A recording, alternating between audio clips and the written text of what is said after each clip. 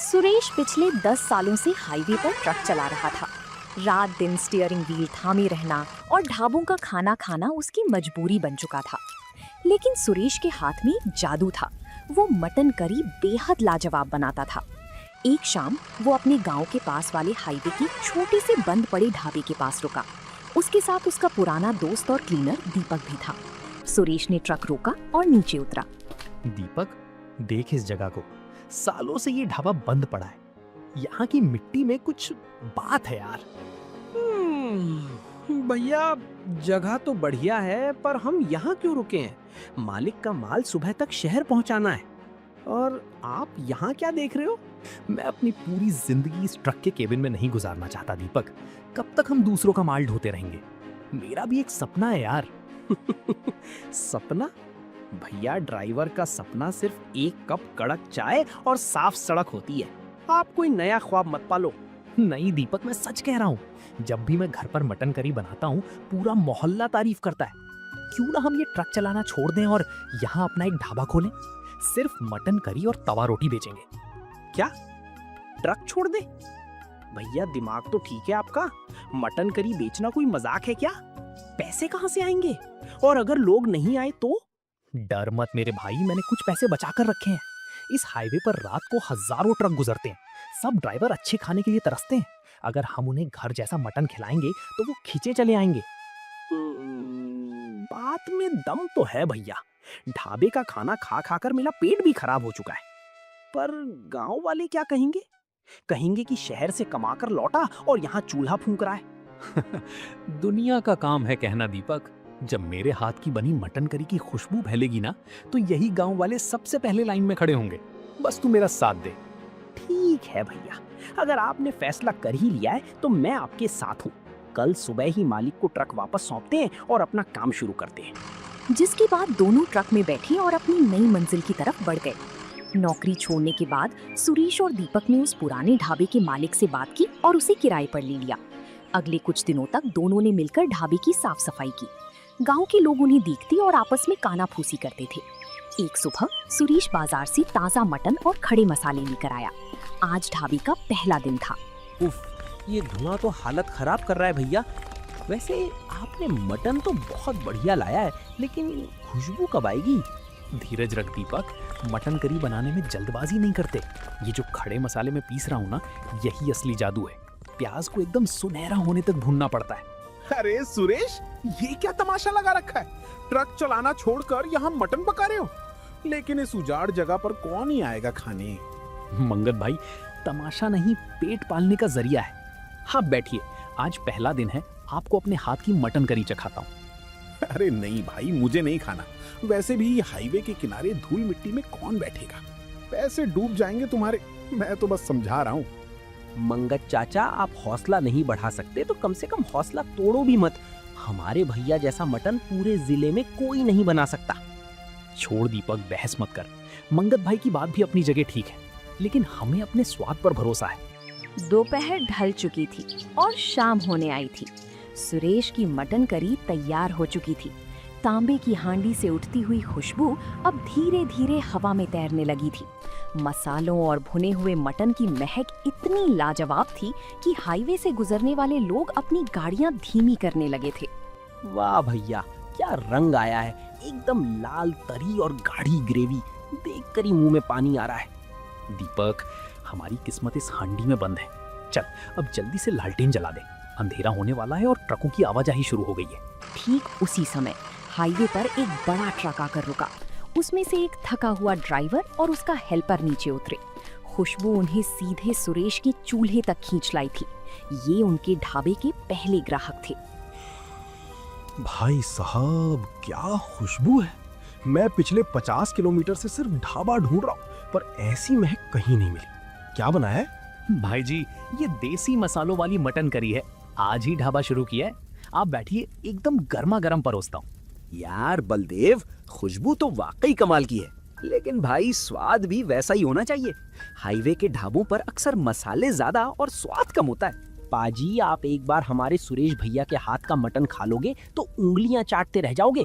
ये खुद 10 साल ट्रक चला चुके हैं, इन्हें पता है ड्राइवर भाइयों को क्या पसंद है। अच्छा, तो हमारे ही बिरादरी क्यों? फिर तो स्वाद में कोई कमी नहीं होगी। चलो भाई, 2 प्लेट मटन और तवा रोटी लाओ जल्दी से।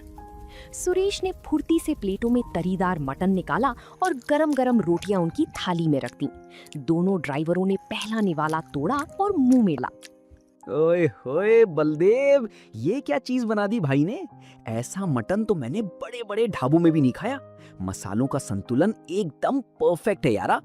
सच कह रहा है जसमीत, मटन एकदम मक्खन की तरह गल गया है। सुरेश भाई, तुमने तो दिल जीत लिया यार। ऐसा खाना खाकर तो रास्ते की सारी थकान गायब हो गई। आप लोगों को पसंद आया, मेरी मेहनत सफल हो गई। बस आप लोग आते जाते रहिएगा। हम तो आएंगे ही सुरेश भाई, और हाईवे पर जितने भी हमारे पहचान के ड्राइवर है ना, उन सबको भी बोलेंगे कि इस ढाबे पर रुके बिना आगे मत बढ़ना। ये लो अपने पैसे।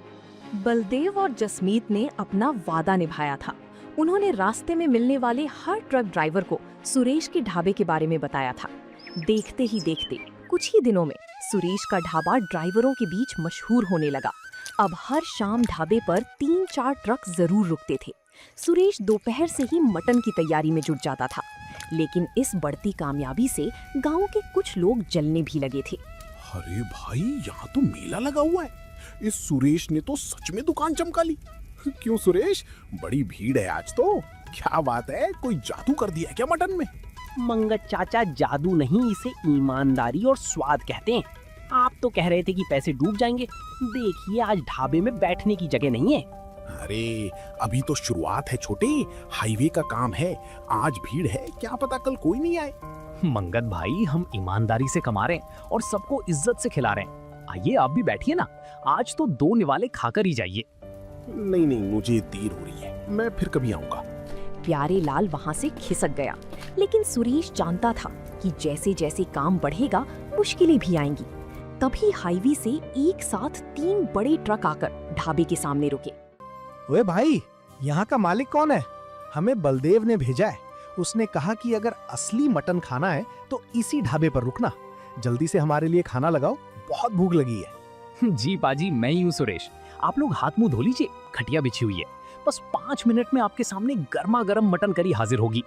भैया, आज तो मटन कम पड़ सकता है। ग्राहक उम्मीद से ज्यादा आ गए हैं। हांडी में बस 6-7 प्लेट ही बची है। फिक्र मत कर दीपक, जितने ग्राहक हैं सबको पूरा खाना मिलेगा। तू रोटियां बेलना शुरू कर, मैं ग्रेवी को और बढ़ाता हूँ और स्वाद में कोई कमी नहीं आने दूंगा। आज कोई भी यहाँ से भूखा नहीं जाना चाहिए। सुरेश ने अपनी सूझबूझ से काम लिया और हर एक ड्राइवर को भर पेट खाना खिलाया। ढाबे पर रौनक बढ़ती जा रही थी। सुरेश के मटन की खुशबू अब सिर्फ हाईवे तक सीमित नहीं थी, बल्कि पूरे गांव में उसकी चर्चा होने लगी थी। हर कोई सुरेश की तरक्की और उसकी मटन करी के स्वाद का दीवाना हो रहा था। ये बात गांव के एक रसूखदार और बड़ी जमीन के मालिक ठाकुर भानु प्रताप तक पहुंची। ठाकुर को लगा कि उनके इलाके में कोई दूसरा आदमी इतनी जल्दी मशहूर कैसे हो रहा है। एक दोपहर जब सुरेश शाम की खाने की तैयारी कर रहा था, ठाकुर अपनी जीप से ढाबे पर आ धमके। भैया देखो, ठाकुर भानु प्रताप आए हैं। इनके चेहरे के तेवर कुछ ठीक नहीं लग रहे। डर मत दीपक, वो हमारे गांव के बड़े बुजुर्ग हैं। ठाकुर साहब, आज हमारे इस छोटे से ढाबे पर आपके कदम कैसे पड़े? धन्य भाग हमारे। सुरेश, सुना है आजकल तुम हाईवे पर बड़ा नाम कमा रहे हो। हर ड्राइवर तुम्हारी मटन करी की तारीफ करता थकता नहीं। हमने सोचा हम भी तो देखें कि एक ड्राइवर के हाथ में ऐसा क्या जादू है। ठाकुर साहब, आप बैठिए, मैं अभी आपके लिए स्पेशल मटन करी और गर्मा गर्म तवा रोटी लाता हूँ। जगह तो बहुत मामूली है सुरेश, लेकिन महक वाकई दमदार है। चलो परोसो, देखें तुम्हारी कला। सुरेश ने पूरी शिद्दत से ठाकुर को मटन करी की थाली परोसी। ठाकुर ने बड़े ध्यान से मटन के पीस को देखा और पहला निवाला मुंह में डाला। निवाला मुंह में जाते ही ठाकुर की आंखें बड़ी हो गईं। स्वाद इतना गहरा और लाजवाब था कि वो चाहकर भी अपनी तारीफ नहीं रोक पाए। मान गए सुरेश। मसालों को भूनकर जो खुशबू निकाली है वो वाकई बेमिसाल है।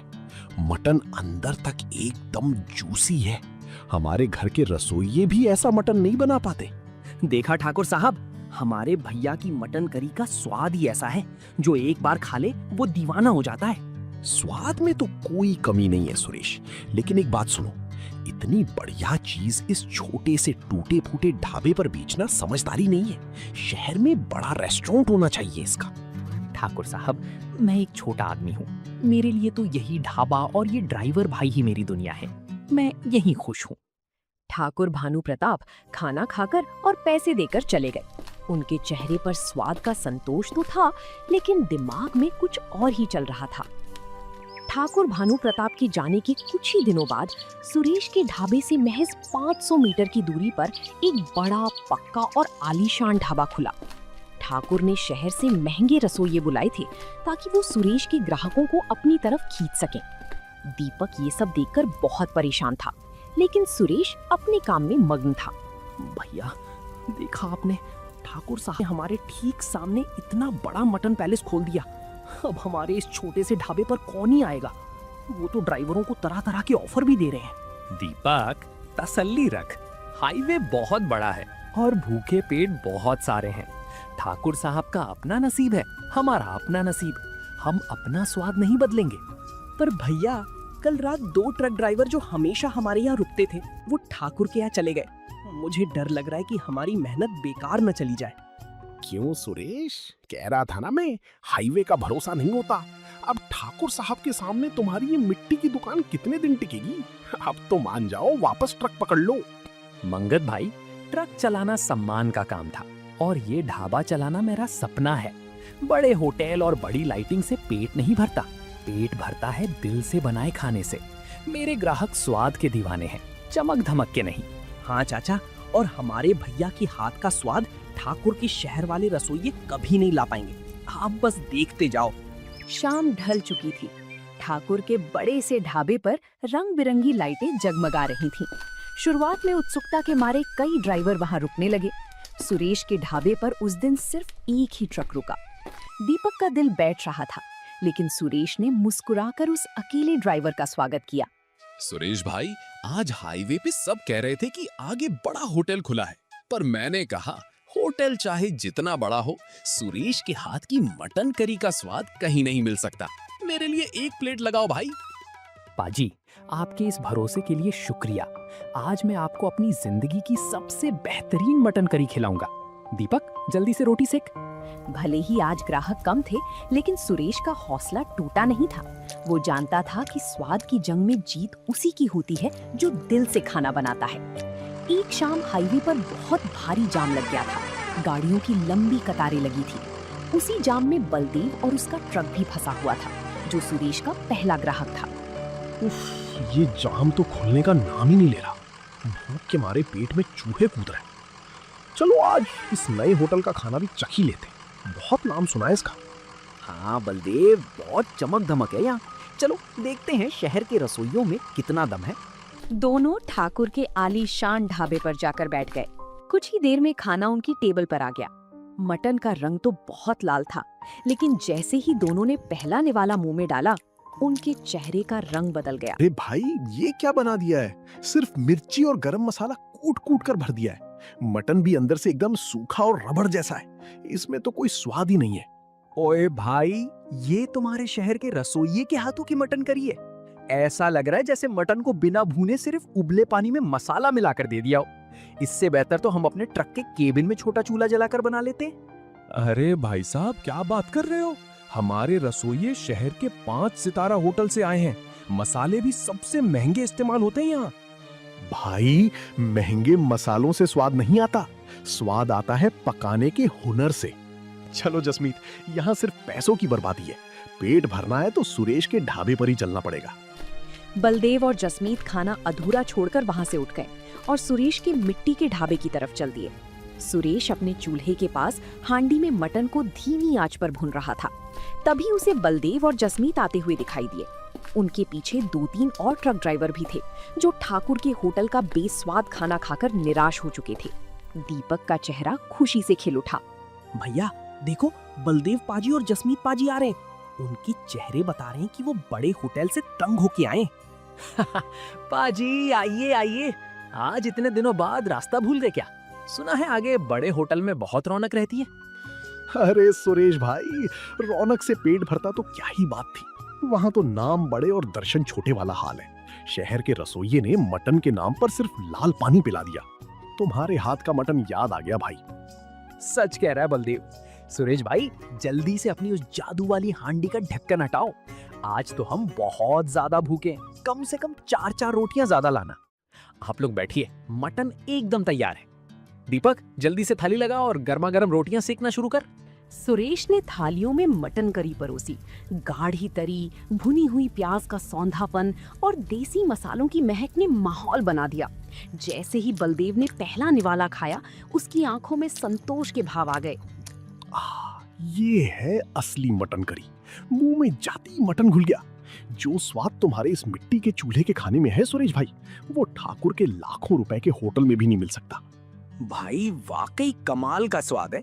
मैं तो आज पहली बार यहाँ आया हूँ, पर अब से जब भी इस हाईवे से गुजरूंगा यहीं रुकूंगा।